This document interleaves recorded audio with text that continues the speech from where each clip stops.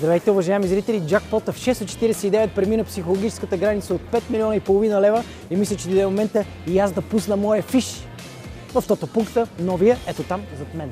Отивам. Здравейте, мадам, радвам се да ви видя. Здрасти. Много добре изглеждате. Благодарим. Това е Поли, уважаеми зрители.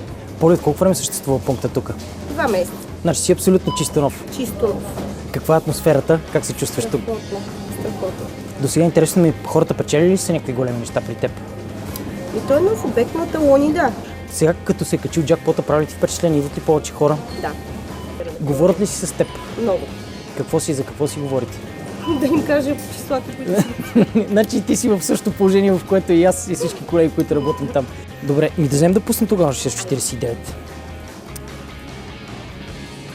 Абсолютно безразборно го пускам в момента. Ти самата играеш ли тото? Да. Коя от игрите? 6:42 и 5:35. 5:35 май вероятността за печалба е най-голяма. Редовно падат петици там. Да. Ти самата... Тото жокер играе също. Също малката машинка. Ти самата печелила ли си нещо до сега, някаква голяма сума? Тото жокер, да е познати числа. Супер. 80 лева. Чудесно. Добре, навсякъде да попълня, така ли? Да, стига да желаеш. Добре. И 7. Достатъчно, това ли е? Ако искаш, може и повече.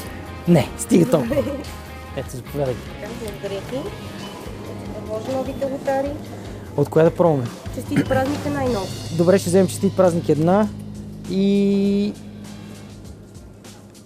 с меченцето ще вземем още една. Добре. Тези две. Великден също наближава. Няма Оле, да ти има направо ни разбиваш. Добре, айде, една великденска. Златни билет да вземем ли един? Тези 4-те. Добре. Добре, колко дължим за всичко? Ей, сега ще постъпим. Безкомпромисната Поли в новия тото пункт. Поли, искаш да поздравиш някой сега, като сме тук? Всички участници с пожелание да спечелят джакпот. Много ти благодарим. Супер. Колко дължа? 10 лева 55. Това е, какво му плащаш? Нищо. Нищо. Не знае колко милиони те чакат. Сега ми остана само да отидем да изтеглим числата в предаването. Късмет ти желая. Ай, благодаря, Поли, приятна работа. Мерси.